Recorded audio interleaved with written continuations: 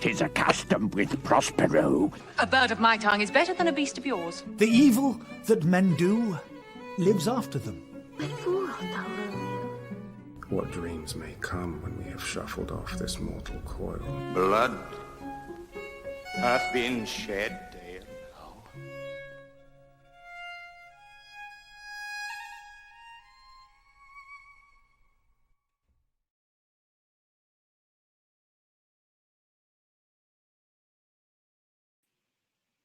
Hey, everybody. We're going to start today's episode of Brush Up Your Shakespeare, which we're going to be bringing on John Douglas Thompson for part 2, which we started last week. We're going to be bringing John on in the second, but we're going to start with something a little different here.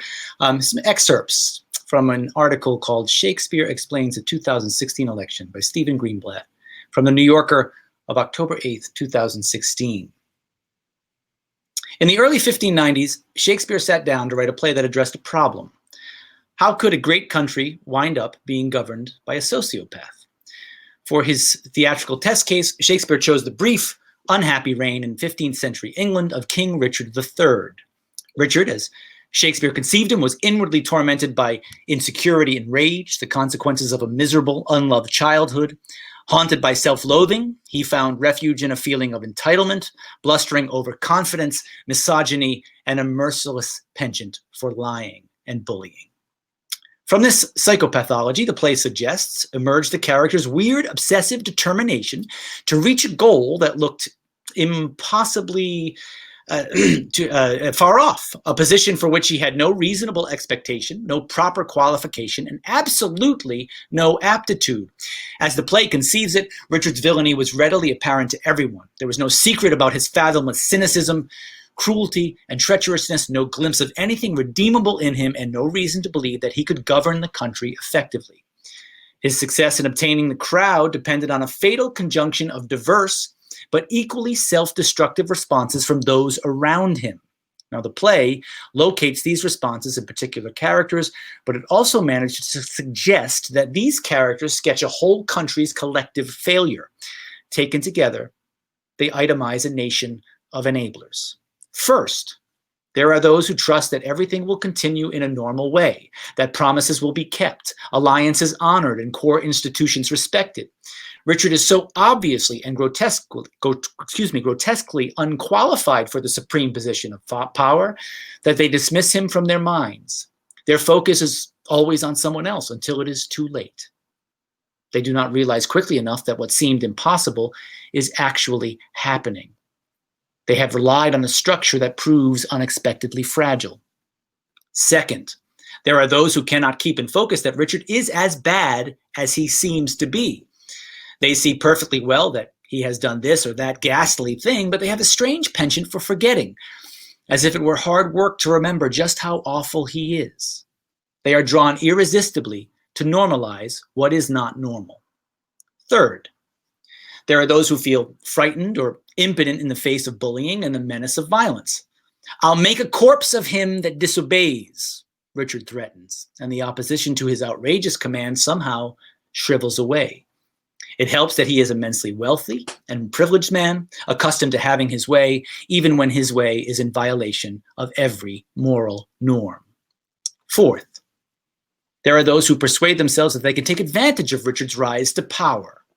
They see perfectly well how destructive he is, but they are confident that they will stay safely ahead of the tide of evil or manage to seize some profit from it. These allies and followers help him ascend from step to step, collaborating in his dirty work and watching the casualties mount with cool indifference. They are, as Shakespeare imagines it, among the first to go under once Richard has used them to obtain his end.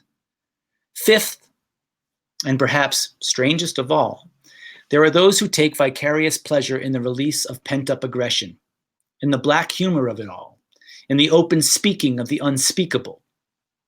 It is not necessary to look around to find people who embody this category of collaborators. They are we, the audience, charmed again and again by the villain's jaunty outrageousness, by his indifference to the ordinary norms of human decency, by the lies that seem to be effective even though no one believes them, by the seductive power of sheer ugliness.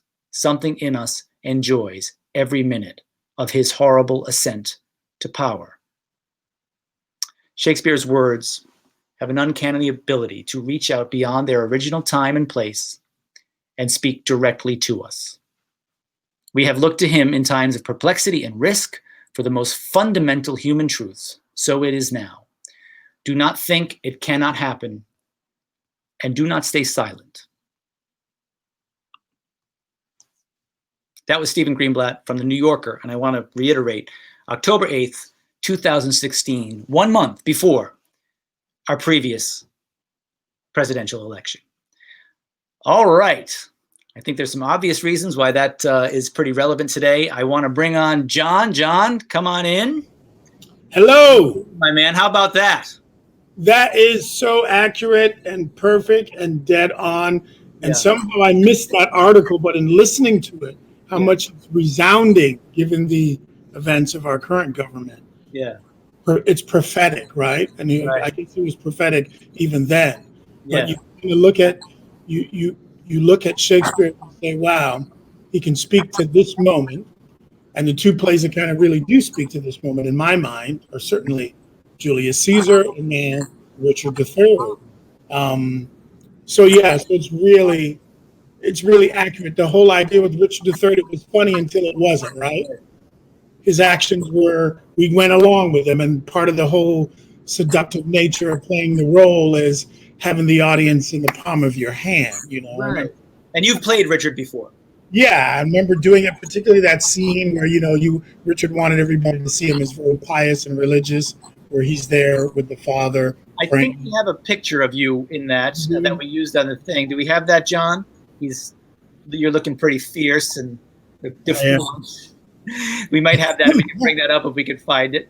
You used it, John. This is John in the background I'm talking to now. John Del Sesto, our wizard behind the scenes.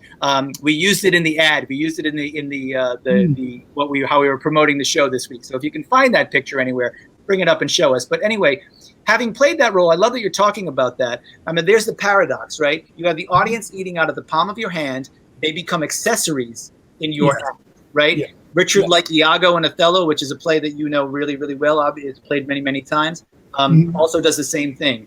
And what is, so somehow Shakespeare is also impugning our love of and our vicarious kind of recognition in ourselves of enacting evil. And and the benign nature of it.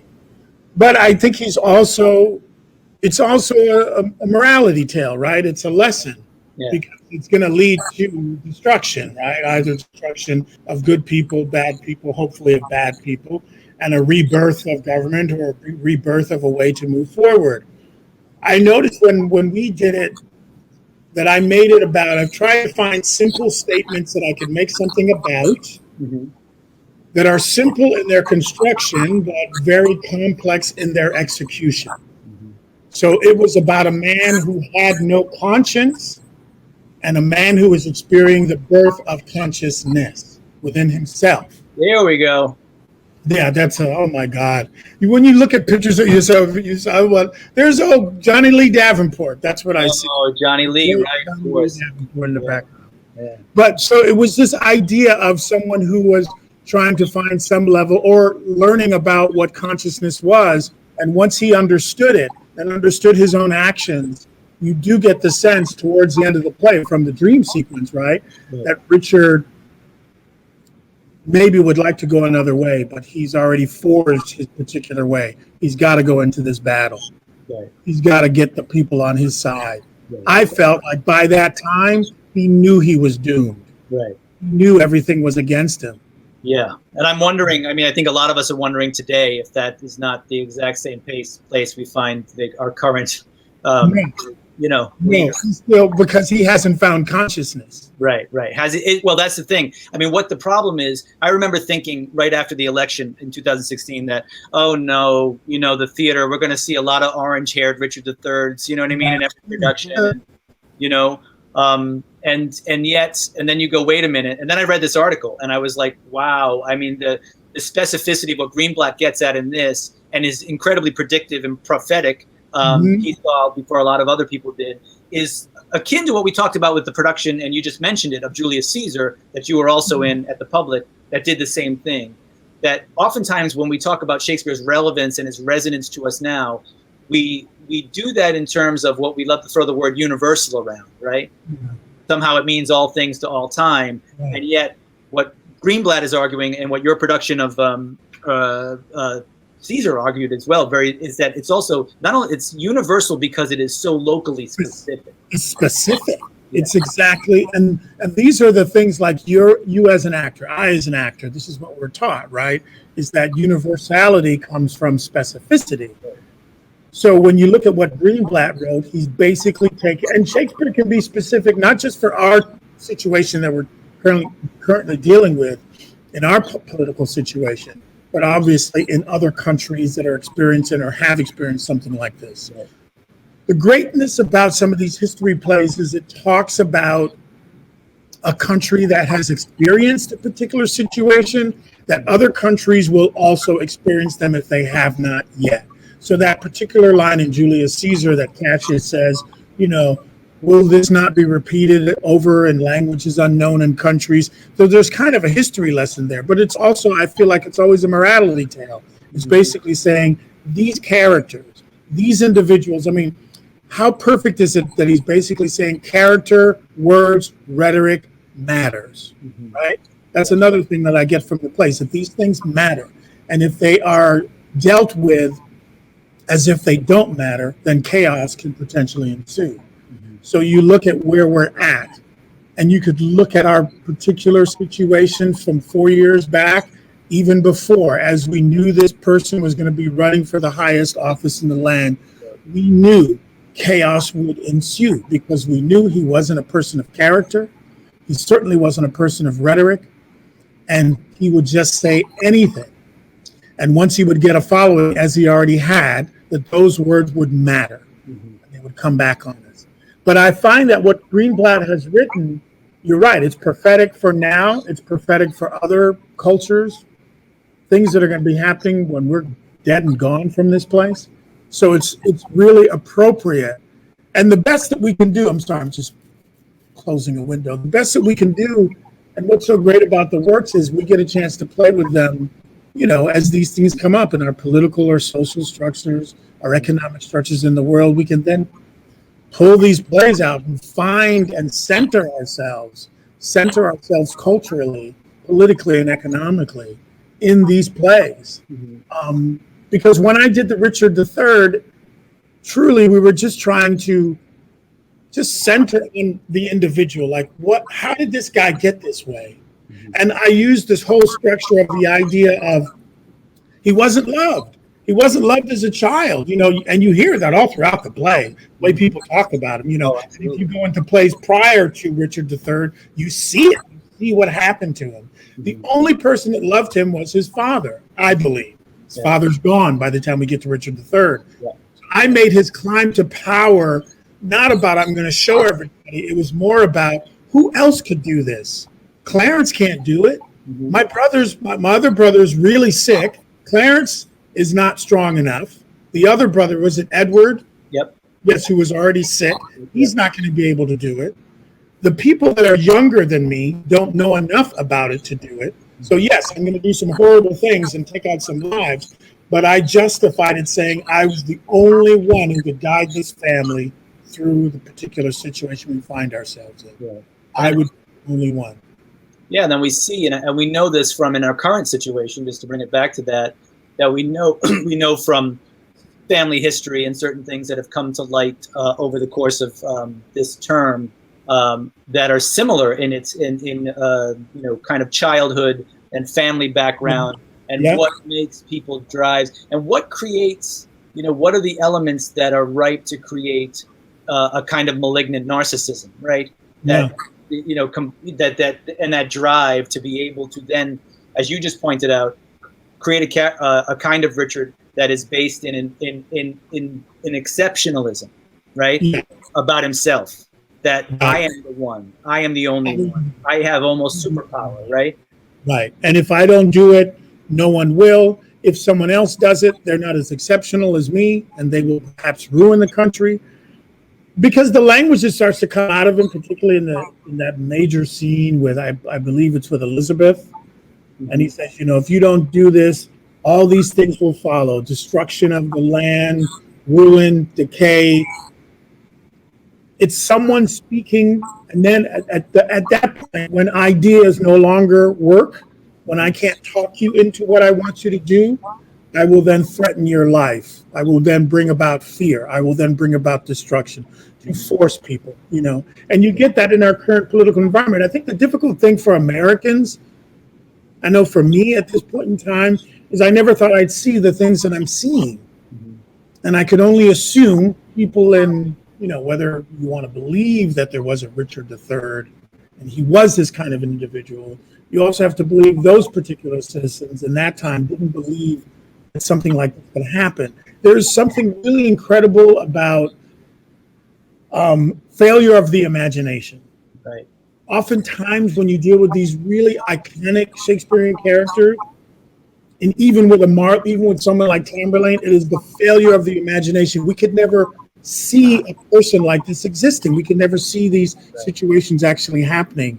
That's the great thing about playing some of these roles, because it taps into that. Right. And so that character realizes that. You know why that character, Richard, says he's going to get over it? Because no one believes that I will. No one understands the lengths that I will go to get my way. They've never seen it before. And when I do it, they'll be shocked. They won't even have time to respond. And that's the villain, right? But it's also the protagonist. Right, right. It's the villain / protagonist, or protagonist / villain that's going to play on it. Like, I'm going to do things that you never saw. I mean, I remember I can only attach another character like a Tamburlaine to a Richard. And Tamburlaine saying to people that I will do things to you that you never imagined. Yeah. This is the reason, basically, Tamburlaine says, this is the reason why I will defeat you, because I will go further. I will do more, and he does. And that shocks civilization. That shocks the people, the community that he starts to inhabit. I mean, someone like Richard, as well as like Tamburlaine, all started off, maybe Richard had the benefit of starting off in a family of some nobility and royalty. But Tamburlaine just started off as a farmer. Right, yeah. Yeah. Let's chat about him for a second. We're throwing him around like people might know who he is, but that's probably... Because he's similar to a Richard III kind of archetype. Right. You know what I mean? And I remember when I started working on this, I think Trump might have started to run for office. And so I started to base some of the language and the approach to it on like a very Trumpian way of existing. Yeah, we're gonna hear a speech of Tamburlaine's in a minute. And I just want to kind of, just to give people a little background, Tamburlaine is one of the first plays written by, very early play of Christopher Marlowe's, right? And Christopher Marlowe, we've been talking a lot about Shakespeare, and we haven't talked really at all about his contemporaries. It was an amazing time in of course, the Elizabethan Renaissance, right? In the arts and culture, and this is a term that comes much later, I think, from like the 60s and 70s in England, in certain music scenes where they call it I think scenius, where there's a scene becomes a kind of a crucible of genius, right? Because people are competing and they're pushing each other higher and higher and higher. And at this point, we've got Marlowe and Shakespeare, who are exact contemporaries. They're both born in 1564. And then we got Ben Jonson, Thomas Kidd, who was Marlowe's roommate at Cambridge. And you got all of these playwrights and others, Fletcher and people who come a little bit later, that are kind of, pushing each other. It is one measure of Shakespeare's genius, of course, that we hardly ever do anybody else, right? No.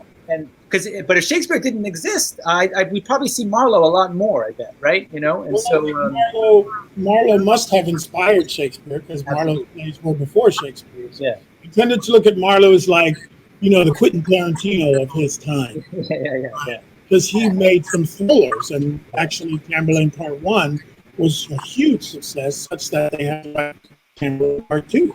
They had to bring out a sequel. They had to bring out a sequel for it.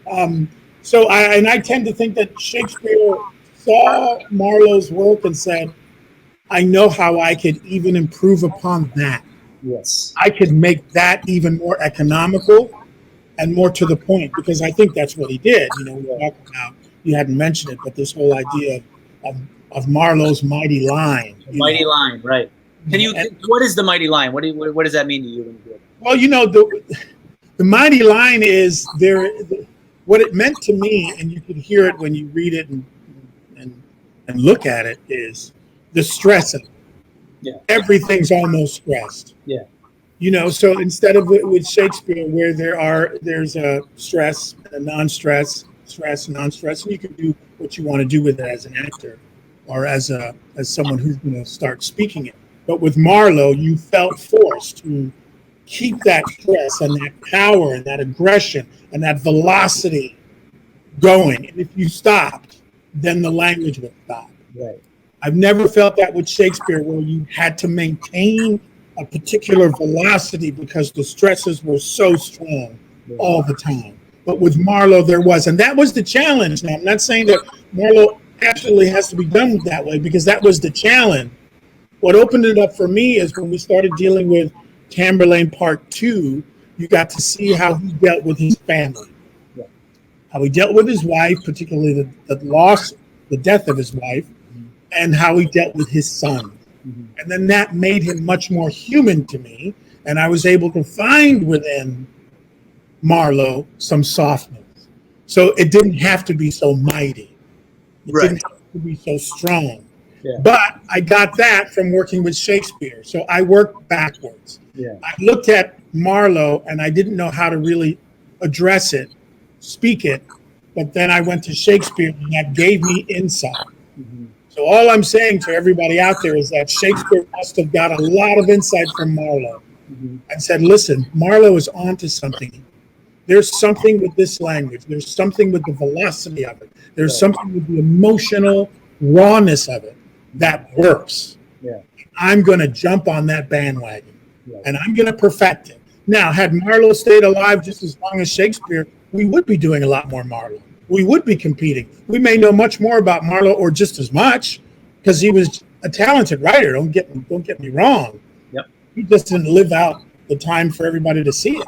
Right. Speaking of Richard III, Oxford World Classics edition of Shakespeare, their editors have boldly announced that that Marlowe is a co-author in all the three parts of Henry VI.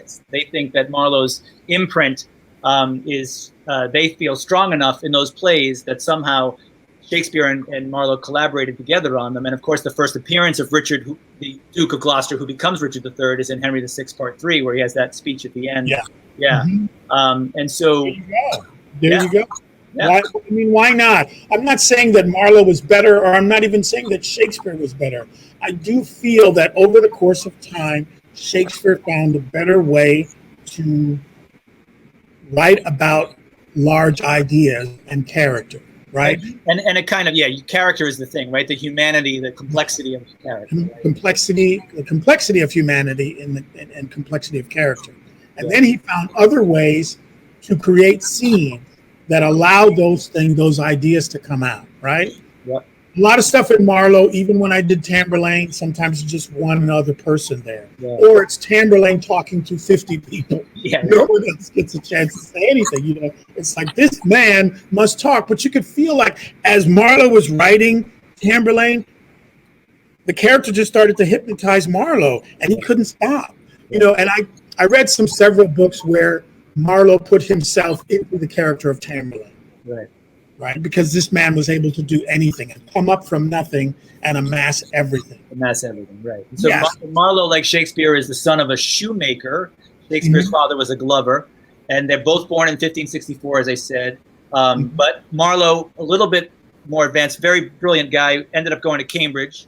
And so he was much more highly educated than Shakespeare, at least formally, which is why people think sometimes that they want to throw him into the Shakespeare authorship question, right?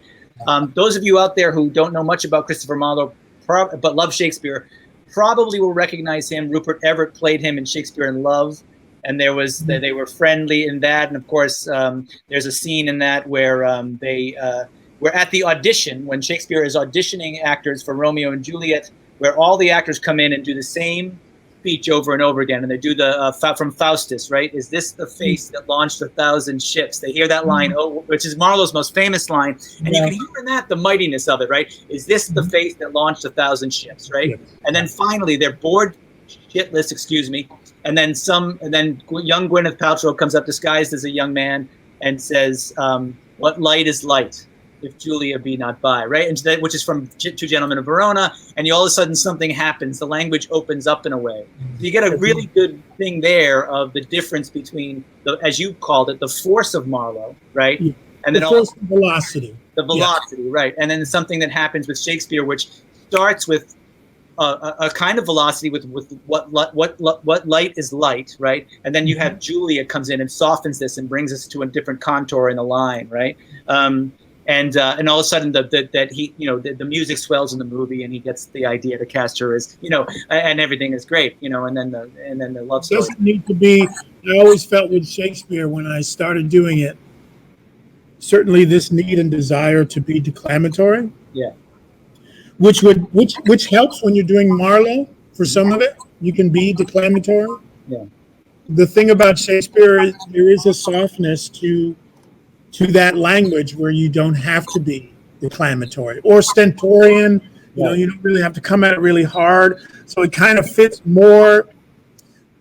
What Marlowe seems to be after was like some level of an exceptional, like these characters that I'm drawing and depicting are exceptional. Right. They're exceptional beings. They're gods almost. You know what I mean? Mm-hmm. They're Greek gods. And what Shakespeare did is he brought that notion of Greek gods down to just something a lot more simple in my mind. So when I look at the works, it's like, oh, I can just be a real human being. Yeah. Like someone I saw, the connection between, like, let's say Shakespeare and August Wilson to me are that he made the normal person a hero.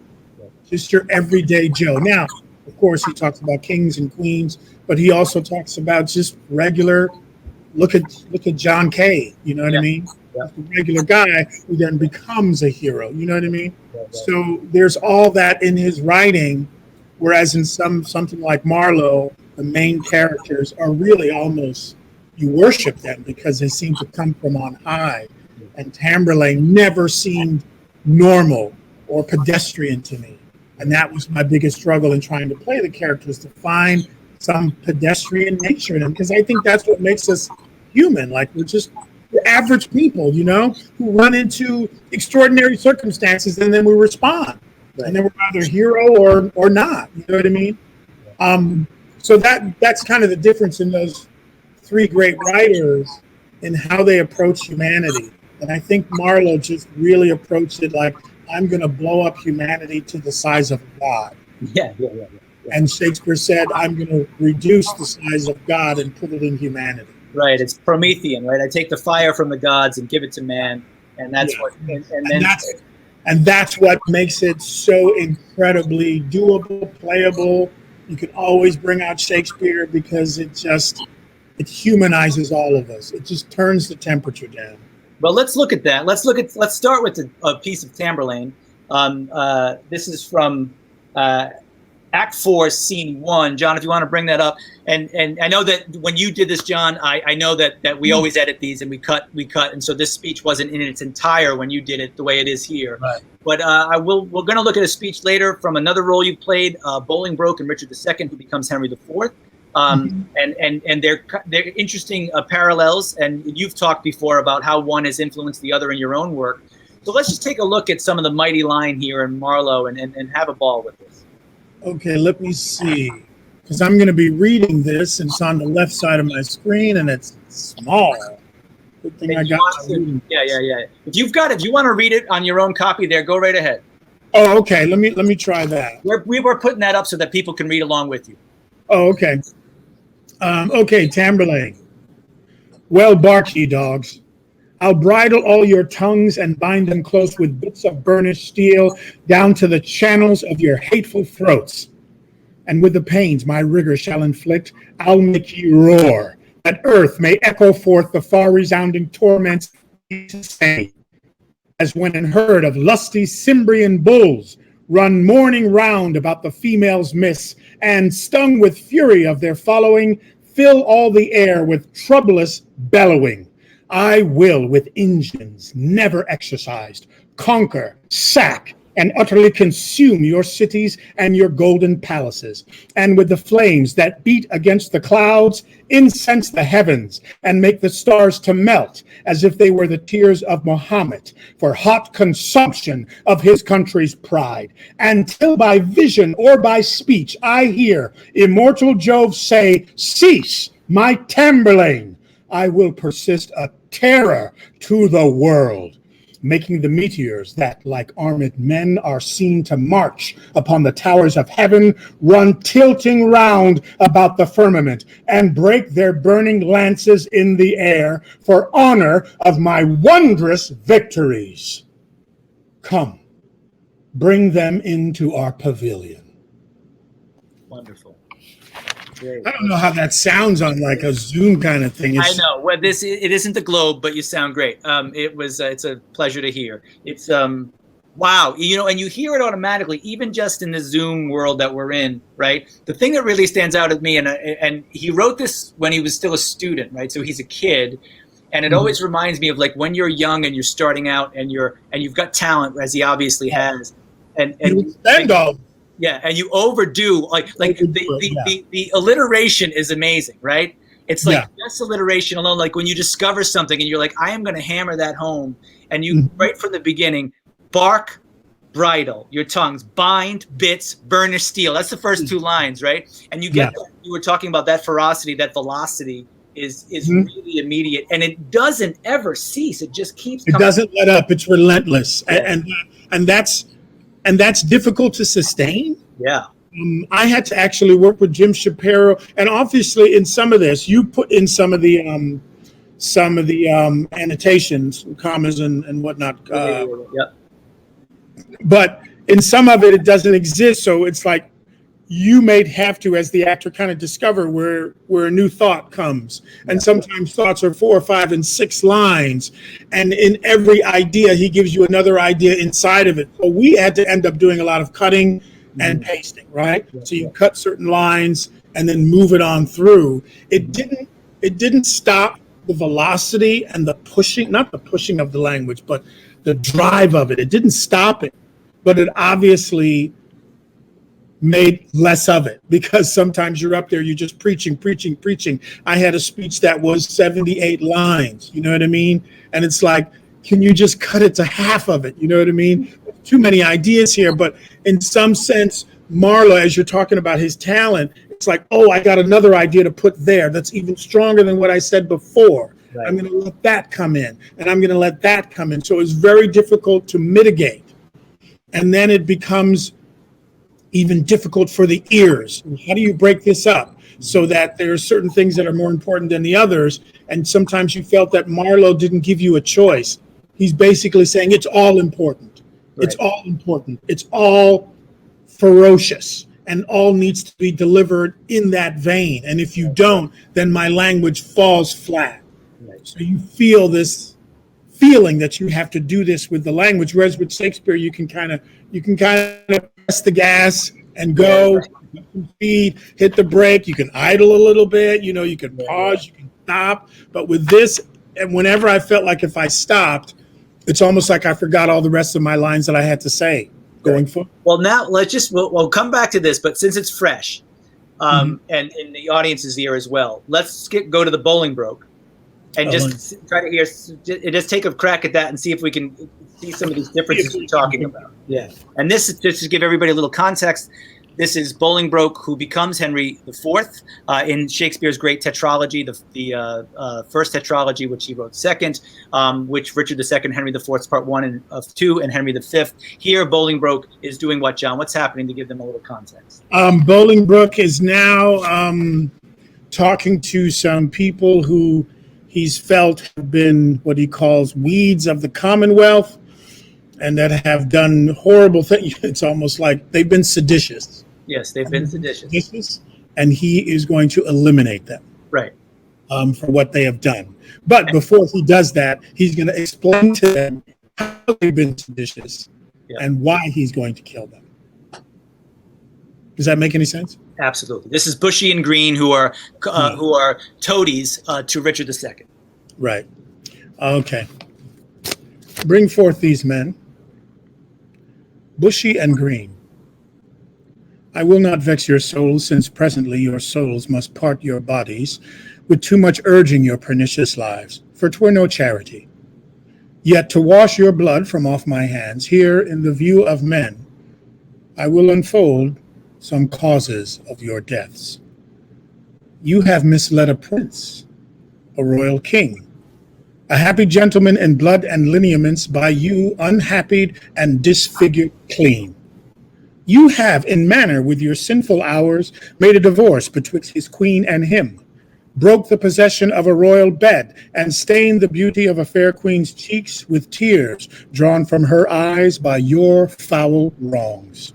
Myself, a prince by fortune of my birth, near to the king in blood and near in love, till you did make him misinterpret me, have stooped my neck under your injuries, and sighed my English breath in foreign clouds, eating the bitter bread of banishment, whilst you have fed upon my seigneuries, disparked my parks, and felled my forest woods. From mine own windows torn my household coat, raised out my imprees, leaving me no sign, save men's opinions and my living blood, to show the world I am a gentleman. This and much more than twice all this, condemns you to the death. See them delivered over to the execution and the hand of death. Great. Wow. Yeah, this is really remarkably similar in structure to the last, right? They both end with a command to bring them, as you say in Tamburlaine, you come into my tent, that's where you're going to kill them, right? Right. And right. They have a drive. They both have a drive. Yeah. Because on one level, it is emotion, right? Not that you're playing emotion, but you get the language brings you to emotion. If you're not there already, if you're speaking it, right? Mm-hmm. It kind of, the situation is there, and the language is for you to express how you feel about the situation. Mm-hmm. And 9 times out of 10, as you begin to express how you feel about a situation, you become emotional about it, or something starts to happen. Not that you're forcing it on, but something starts to happen as you begin to speak. Right. And then it becomes not a litany of ideas, but specific ideas driven by your feeling about them. Right. That's what people are. We just don't speak indiscriminately without having an opinion or a feeling or a judgment about what we're saying. Yeah. Now, as he's talking to these gentlemen, he's basically saying, by the time he gets to myself, which is big, he says, myself, a prince by fortune of my birth, near to the king in blood and near in love, till you did make him misinterpret me, have stooped my neck under your injuries, and sighed my English breath in foreign clouds, eating the bitter bread of banishment, whilst you have fed upon my seigneuries, disparked my parks, and felled my forest woods. From mine own windows, torn my household coat, raised out my imprees, leaving me no sign, save men's opinions and my living blood, to show the world I am a gentleman. This and much more than twice all this, condemns you to the death. So by that time, he's just, as it gets personal about what they've done to him, then he gets personal with the speech. And the same thing happens with Tamburlaine, because I feel as he gets personal with these people that he has caught now, based upon what they've done, he says, I'm going to ruin you. I'm going to kill you. I'm going to make you roar. I'm going to make you scream. I'm going to make examples of your deaths to the rest of the world. That's what you have to look forward to because of what you did to me. So, the idea, and same thing with Richard, when things get personal, they get deep. Yep. And I found when I did Richard, by the time I got to the speech, certainly even with Lady Anne, in speaking to Lady Anne, as I brought up my father, and maybe, the idea of saying, is Richard just faking all this shit? Or is it real? So you have to find, certainly I wanted to try to find a way to make it real. Sure. Yeah. That I'm in love with you. Yeah.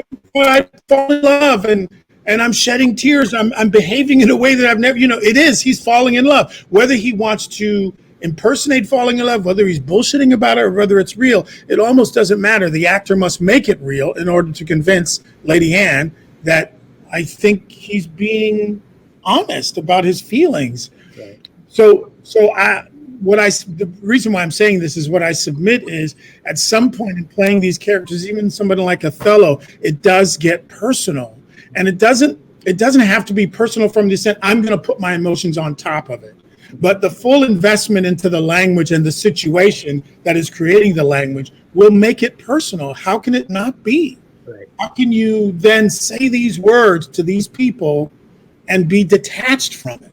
Because that's a reading of the situation. That's not really playing the situation. And I think so, characters. But go on.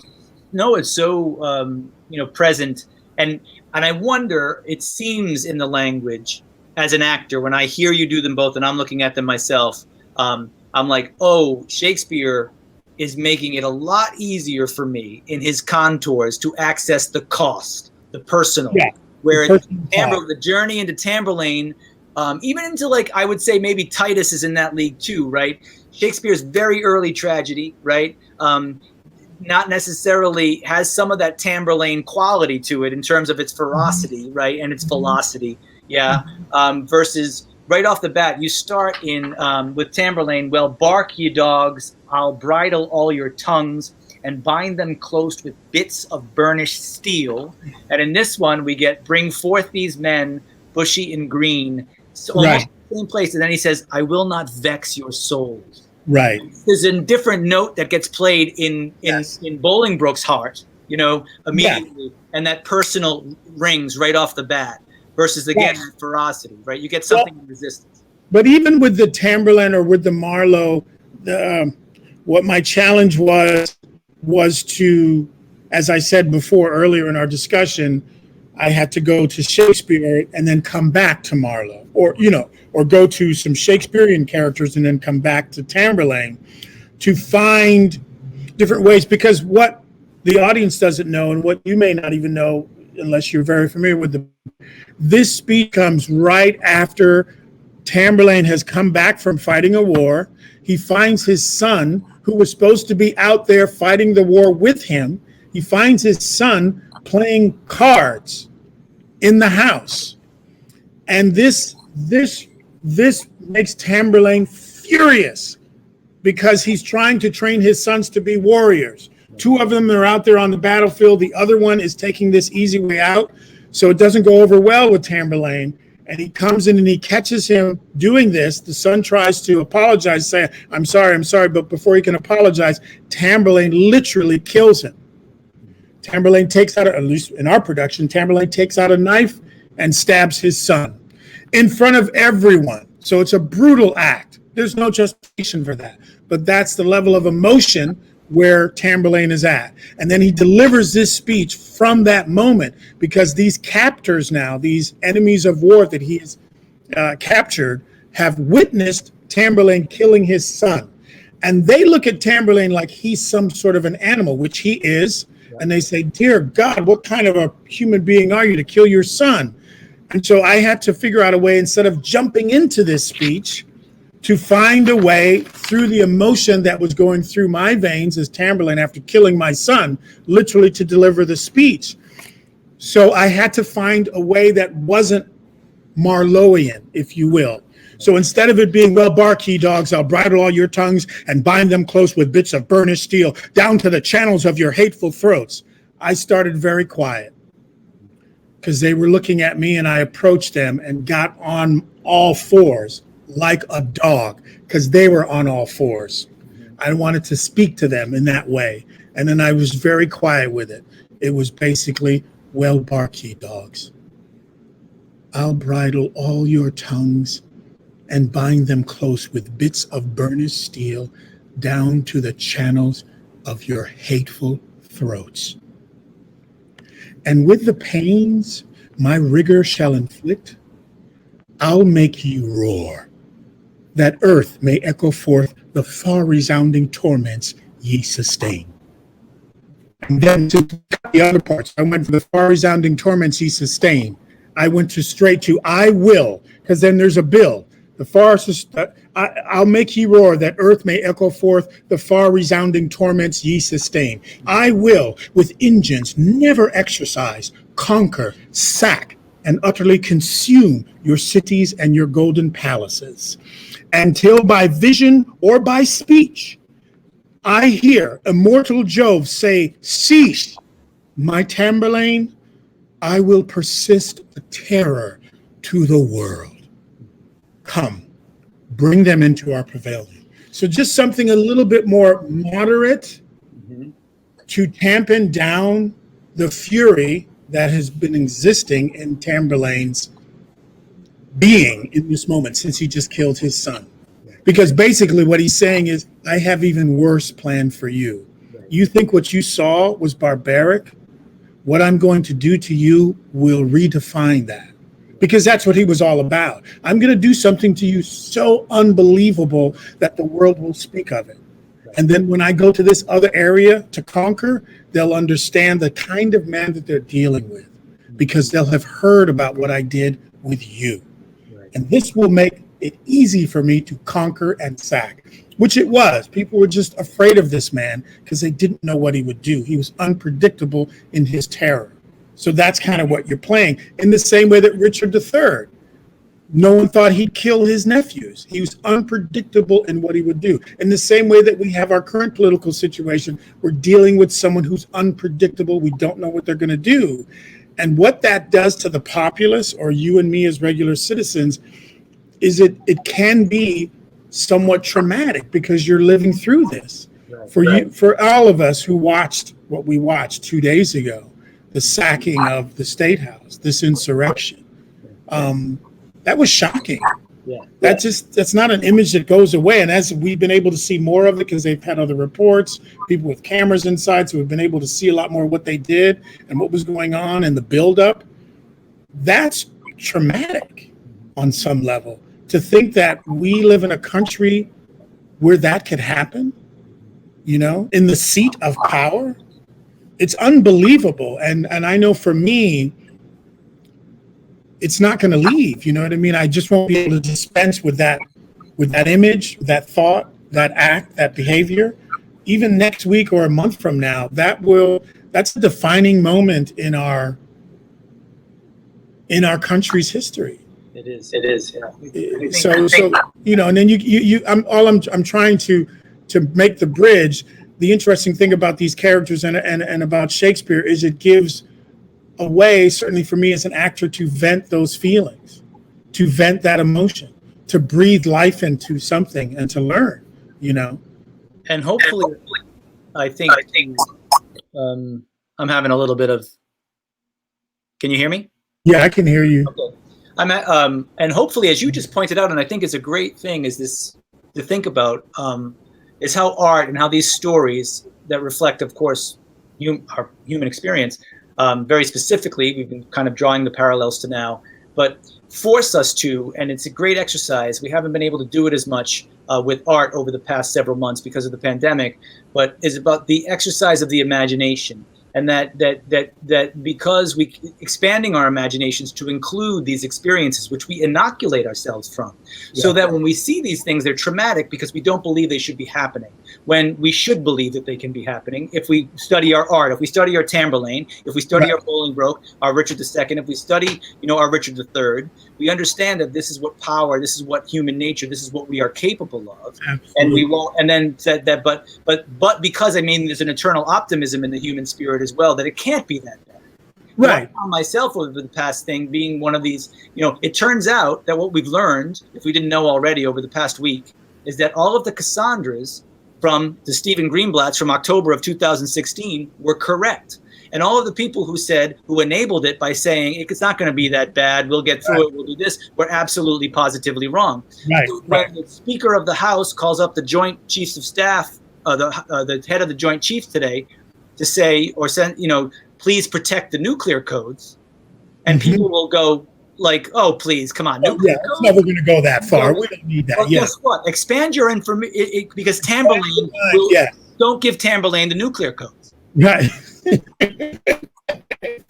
But there is something to be said about, the failure of these people exist because we failed to imagine that they could, right? And what you're saying is so beautiful because it's like, well, they exist in writings. People have written about these kinds of behaviors, these kinds of people. Shakespeare has, obviously Marlowe has. So it exists, and it should exist in the human's understanding and our imagination. We've just forgotten. And so things will be written about what's going on in our political environment, right?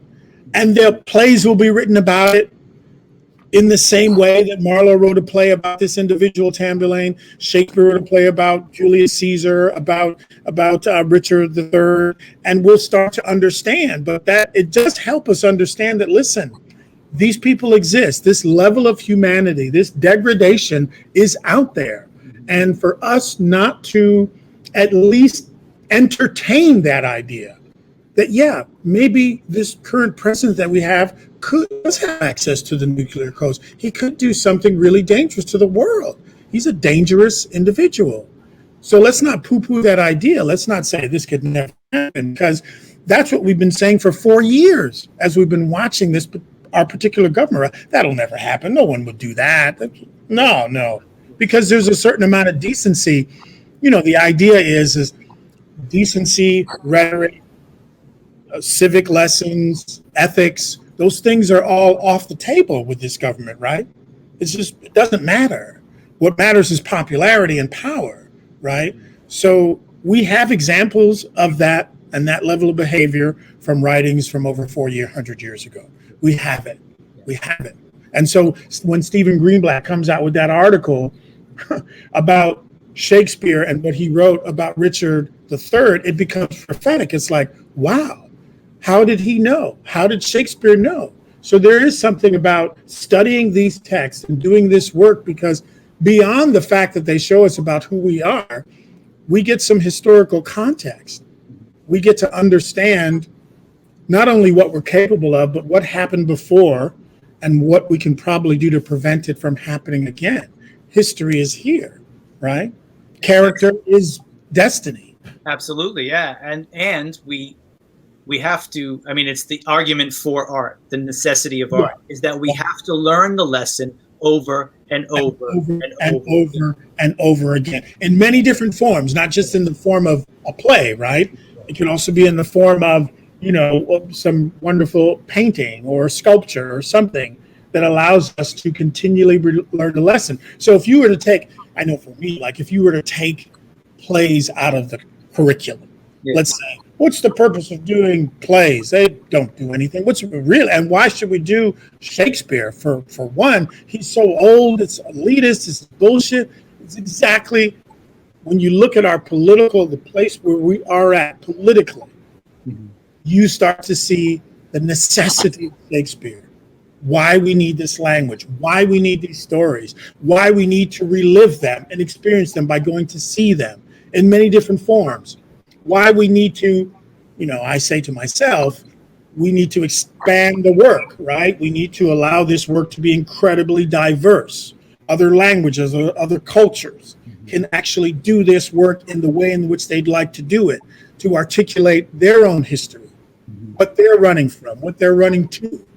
So there's just too much about our humanity that if we were to dismiss with Shakespeare, that we would lose. Culturally, we would lose. It'd be a huge blow to us. It'd be a huge blow to our development. So it is important. And, as actors, me and you, we get to actually understand that importance on many different levels because we get to perform, right? We get to perform for an audience and bring these ideas to them. I know I was talking to you about the other day about why performance is important to me, because there is that moment that I can perhaps meet someone on a level that they need to be met on, meaning that they came to the theater because they were sad, they were happy, they had an experience in their life, they needed to understand something, and somehow the train that I'm operating can actually meet the train that they're operating. And there can be an exchange of ideas before we separate from each other. You know what I mean? Right. It's important. It's important on that level that people can find healing from theater, and that we as performers can be the people giving the healing. When I go see theater, I'm often healed. I often get the sense of something has happened to me. I witnessed something. It could just be the simple thing of people getting on stage and speaking lines, because that's a courageous act. That's a courageous act. That's courage right there. So that's a little lesson about courage. And then there's also the lesson of humility. As people make mistakes in the work, in the plays, there's a lesson of humility, and there's a lesson of being non-judgmental. You know what I mean? There's a lesson of acceptance. So all that comes to me as I exercise Shakespeare, read Shakespeare, play it, witness it as an audience. So I can't even imagine a world where this wouldn't exist. It doesn't make sense to me. This is part of my world, a very big part of it, right? Because it teaches us about who we are, who we want to be, the values of a government, of a family, of a couple. You know, you look at something like Othello, you start to see the values of romance, the values, not the values, but the downside of being an outsider, the downside of madness, jealousy, you know, all these different emotions or things that are situational that teach us about who we are, and the emotions that we have are locked into his plays, and actually easier for the average audience member to bring them out than many other forms of art, right? You can study his language, you can study the poetry and say, wow, this is amazing. This is what love is. This is another way to articulate love. I know for myself, when I encountered Shakespeare, I just was encountering at a time where I didn't have a lot to say. I didn't know how to express my own feelings or emotions. And they were all in Shakespeare, just with better language, you know what I mean? And so it gave me a better way, at least when I'm performing, certainly not in my real life, but when I'm performing, to articulate my emotions. And just for that gift, I'll be forever grateful that I have a vehicle to express my emotions. Yeah. You said that you used the word witness a couple of times, and I think it's so important for all of us that we, as audiences and actors, as you know, artists, etc., is that share, that dynamic between us. That conversation is about the act of witnessing and being witnessed at once. Yeah. Right? You know, that it matters, and it matters in this kind of convocation that we make. It matters in the present tense, right? So when we're in the theater together, you're on stage and I'm in the audience watching you, you know, and I find this as an actor as well. It's the only place I know of, right? And maybe in my life, maybe this is something about me, where I can completely be in the present tense. Yeah. Engaged in something, you know, in that look into the mirror, that witnessing and being witnessed at once, where everything else, nothing before and after matters for that 2 hours traffic, right? Yeah. You know, I did a production of The Father by Strindberg and Doll's House. Who wrote Doll's House? Why am I forgetting? Ibsen. It was Strindberg and Ibsen. So we were doing this in rotating rep, and the way we set up the audience, it was like in a railroad. So the audience was on both sides, and we performed in the middle. So what was fascinating about that, you had to kind of be in the moment, right? Mm-hmm. And while you were in the moment, going through whatever your character was going through, or expressing the larger ideas of the play about love and domesticity and paternalism, all these different ideas, you were watching audiences experience it at the same time, right? And both plays were written in such a way that there was meant to be a certain level of ambiguity. So some of the audience would be riding with one of the characters and say, yeah, that person is right. And then all of a sudden the next argument is made by the other character and say, wait a minute, maybe that person's right. So it's like, who do I go with? And we did talkbacks after each of the shows. It kind of almost went right down the line. The men were with the man, the women were with the woman. And it was interesting to be in that moment with these plays that are hundreds of years, not hundreds, but certainly classical, older plays that say so much about our contemporary times. So yeah, you're right. There's this idea when you're out there with an audience of being in a moment, and the audience is feeding into that moment because whether they realize it or not, on some subconscious level, they're feeding their feelings and ideas and ways of being into the work as it's being created in front of them. They're bringing themselves to the work. It's not like they turn themselves off to watch the work.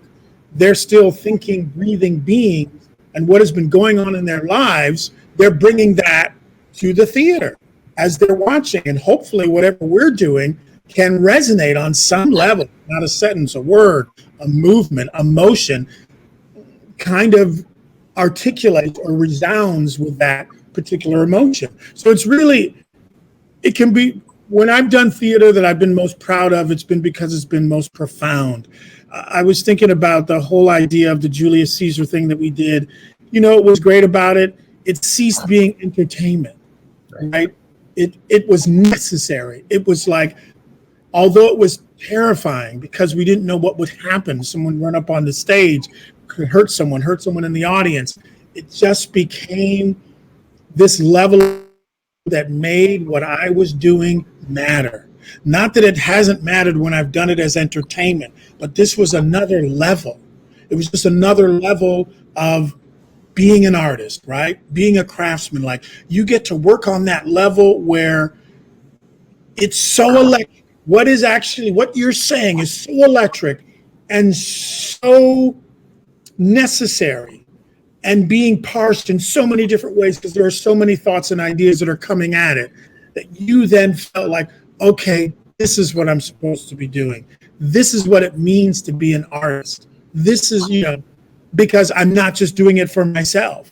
People are coming here to listen to these great ideas and make determinations. And because we were doing this Julius Caesar in such a contemporary way, and it was just done 3 years ago, they were bringing everything in their contemporary lives, their contemporary political and social lives, to this piece of work. And you felt people engaging with it on a new level. It wasn't like they were watching a play, and it wasn't like they were watching TV. It was like they were watching their lives. Right. And Oscar was really smart in putting these 50 extras in the audience, right? That would act as, the rabble-rousing citizenry, where you always often see 8 people carrying placards, down with the, doesn't work, never works. It makes the play very difficult to do. This worked. There was some sort of verisimilitude, right? The audience didn't know if this was real or not. And they had to figure, am I at a play or is there a real protest happening while I'm watching a play? Mm-hmm. What's going on? So I don't know. It just, and I guess maybe that's the thing, that theater can kind of elevate us. It certainly elevated me as a performer because it was like, it was beyond entertainment, and it made almost the entertainment aspect of it seem second class. And I'm not saying that pejoratively, I'm just basically saying it made it seem as if, well, that's one way of doing it.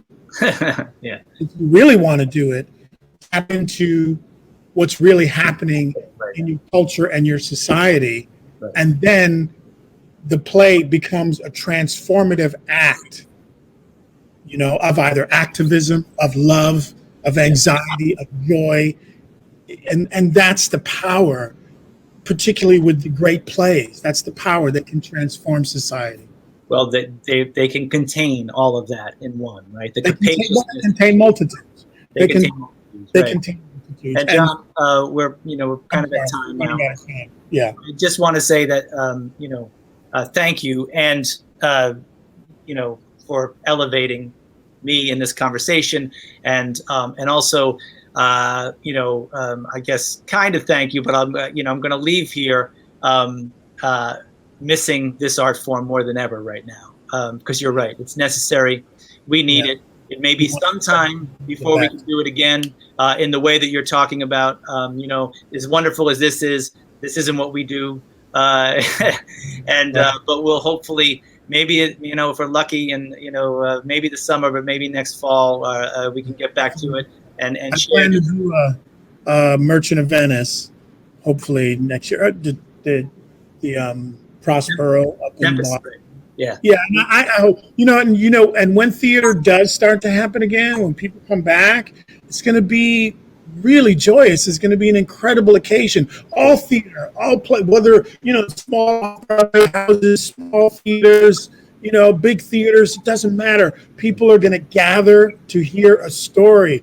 When have we done that? It's been over a year. I'm not talking about gathering around the television to watch, A Wonderful Life, which I watched the other day and it made me cry yet again because it's an amazing story. But I'm talking about to gather around and see human beings live in front of you tell stories. That's going to be a joyous occasion. Yeah, to witness and be witnessed and to share, right? John, my friend, thank you. It was amazing. As always, whenever I talk to you, come out feeling like I know more about this craft than I did going into it. And hearing you work with this language is always a joy. And so thank you very much. Language meant for Zoom. It's not language meant for Zoom. It's meant to be in person, people, people to people. That's right. But we'll make do until we don't have to anymore. Which hopefully will be sooner than later. Yeah. Love you, my friend. Thank you very much. All right. Be safe and take care. Okay. All right. Peace. See everybody. I want to thank. Happy New Year. Before we go, I want to thank Navigant for their support, of course, for everything we're doing here with Brush Up Your Shakespeare. And we'll be back on the 22nd with our good friend Mariana Basham will be joining us. We'll be talking about Viola and Twelfth Night. We'll see you then. Thank you very much.